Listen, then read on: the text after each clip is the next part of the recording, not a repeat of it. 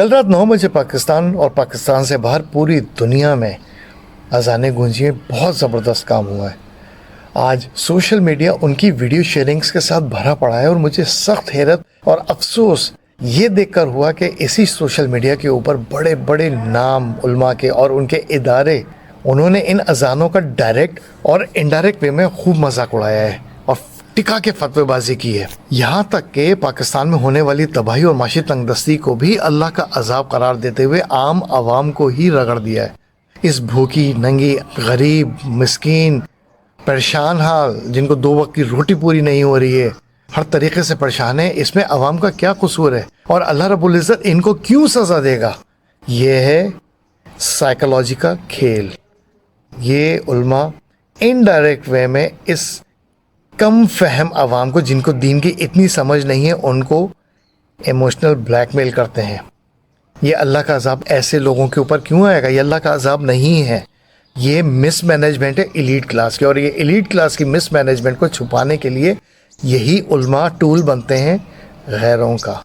आप ये देखें कि इनमें से कौन कौन मुख्तलिफ इंटरनेशनल एम्बेसीज़ में जाते हैं और वहाँ से ये लोग लेते हैं। अल्लाह ताला का अगर अजाब उतरेगा तो यकीनन ये करप्ट जानी रिश्वतखोर कातिल ये जो नौकरशाही है, ये एलीट क्लास है जो कि गरीबों का गज़ब कर रहे हैं, हुकूक को लिबाद को पामाल कर रहे हैं, इन लोगों पर अल्लाह का अजाब आएगा ना यार। मगर ये उल्मा, ये मौलवी, ये जिन्होंने दाढ़ियाँ रखी हुई हैं, यानी उन चोरों ने दाढ़ियाँ रख ली हैं और उल्माओं का और मौलवियों का भेस बदल लिया जो कि इस एलीट क्लास को रेस्क्यू करते हैं।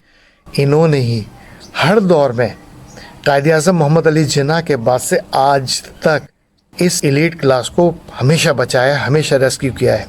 क्यों? कोई तो वजह है ना।